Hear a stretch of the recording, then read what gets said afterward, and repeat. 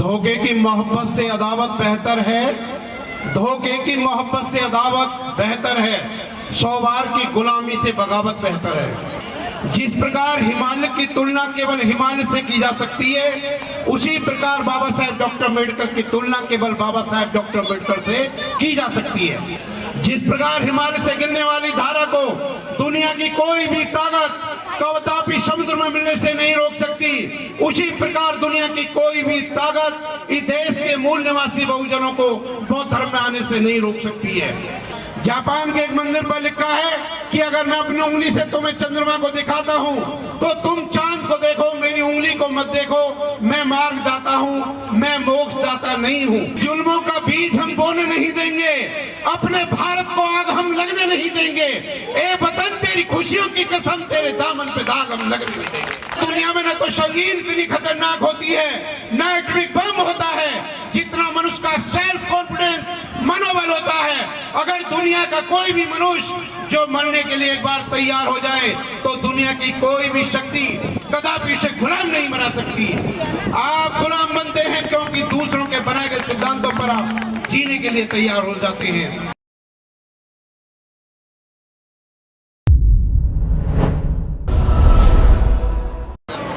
मेरे साथियों, वोल्टेयर का एक बहुत ही महत्वपूर्ण कथन है कि अगर कोई भी सरकार जो लोगों के मूल अधिकार का हनन करती है तो उस समय किसी भी नागरिक का सच्चा व्यक्ति होना उसके लिए बहुत ज्यादा खतरनाक हो सकता है। दूसरा, लियो टॉल्स्टॉय साहब ने अपनी world famous book war and peace में कहा है कि किस मनुष्य ने अपने जीवन में कितना कार्य किया है इसका कोई महत्व नहीं है, वर्तमान में व्यक्ति किस दिशा में जा रहा है ये बहुत ज्यादा महत्वपूर्ण है। मेरे साथियों, जो हम बौद्ध धर्म की बात करते हैं तो हम एक ऐसे धर्म की बात करते हैं कि जो धर्म एक इंटरनेशनल धर्म है। जिस प्रकार हिमालय की तुलना केवल हिमालय से की जा सकती है, उसी प्रकार बाबा साहेब डॉक्टर अम्बेडकर की तुलना केवल बाबा साहेब डॉक्टर अम्बेडकर से की जा सकती है।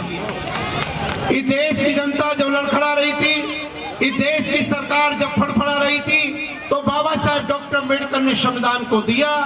अतः हम कह सकते हैं कि बाबा साहेब डॉक्टर अम्बेडकर शासन थे, प्रशासन थे, अनुशासन थे, अंधकार पर मानवता की जीत के प्रतीक थे। बाबा साहेब डॉक्टर अम्बेडकर ने जो आपको बुद्ध का धर्म दिया है, वो बुद्ध का धर्म केवल 50 या 100 वर्ष के लिए नहीं दिया, बल्कि हजारों साल के लिए ये बुद्ध का धर्म दिया है। और ये बुद्ध का धर्म आपको निश्चित रूप से हर प्रकार की गुलामी से, हर प्रकार की गरीबी से और हर प्रकार की परेशानियों से मुक्त करेगा।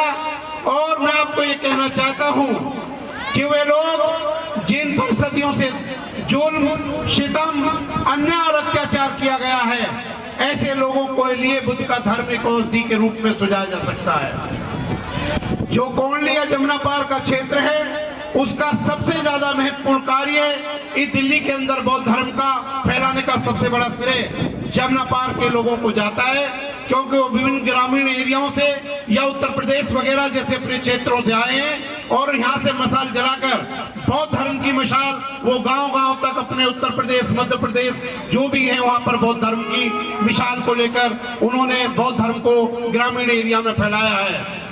जिस प्रकार हिमालय से गिरने वाली धारा को दुनिया की कोई भी ताकत कदापि समुद्र में मिलने से नहीं रोक सकती, उसी प्रकार दुनिया की कोई भी ताकत इस देश के मूल निवासी बहुजनों को बौद्ध धर्म में आने से नहीं रोक सकती है। भारत के अंदर बौद्ध धर्म बड़ी तेजी से और बड़ी मजबूती से फैल रहा है। मैं साथियों आपको बता दूं कि बौद्ध धर्म एक कोई ऐसा धर्म है जो आपको हर प्रकार की परेशानियों से दूर करता है और बुद्धि का उत्पन्न करता है। और ये बौद्ध धर्म एक वैज्ञानिक धर्म है।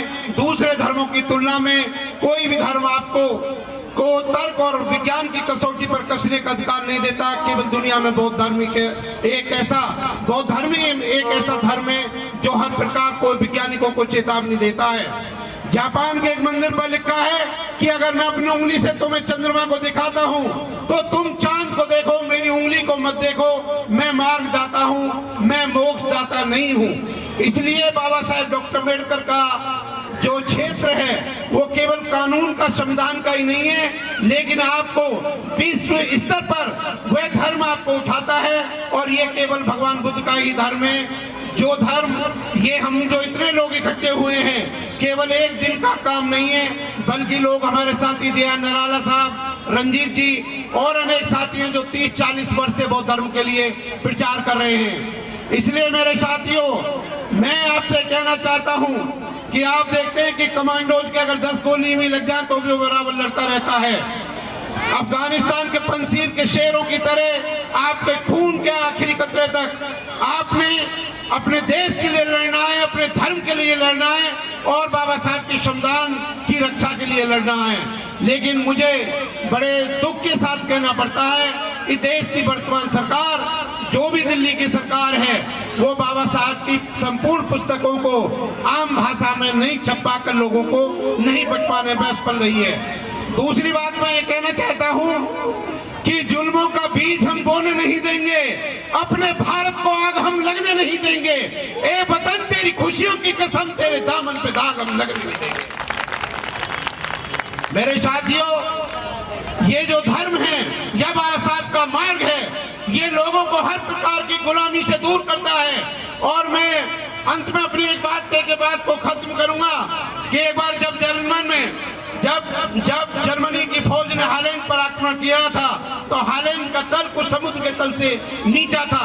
हालैंड वासियों ने कहा हम मर जाएंगे लेकिन किसी के गुलाम नहीं बनेंगे, तो उन्होंने समुद्र की दीवार को तोड़कर जर्मन की फौज को डुबा दिया।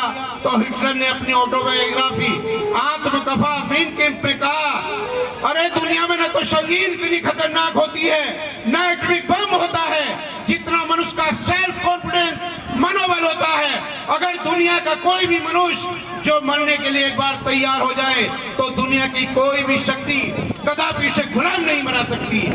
आप गुलाम बनते हैं क्योंकि दूसरों के बनाए गए सिद्धांतों पर आप जीने के लिए तैयार हो जाते हैं। मैं साथियों, आप लड़िए, अपने अधिकारों के लिए लड़िए। और बाबा साहेब डॉक्टर अम्बेडकर ने आपको 22 प्रतिज्ञा दी है। भारत के संविधान में भी केवल 22 ही चैप्टर हैं। इसलिए बाबा साहेब डॉक्टर अम्बेडकर का संविधान की विचारधारा पूर्णतः वैज्ञानिक रूप से है। और उन्होंने बुद्ध के बारे में कहा, he is a godless, he is a god like. भगवान बुद्ध के बारे में वर्ल्ड फेमस इतिहासकार H.G. वेल्स ने कहा है, he is a godless, he is a god like. देखने में तो तथागत गौतम बुद्ध साक्षात ईश्वर लगते हैं, लेकिन उनकी जो फिलॉसफी है, उनका जो दर्शन है, उनसे बड़ा कोई भी नास्तिक इस धरती पर पैदा नहीं हुआ। जय भीम, नमो बुद्धाय। अगर आपने अभी तक हमारा चैनल सब्सक्राइब नहीं किया है तो सब्सक्राइब करें और घंटी का बटन बिल्कुल भी दबाना ना भूलें ताकि सभी लेटेस्ट खबरें पहुंच सकें आप पे सबसे पहले।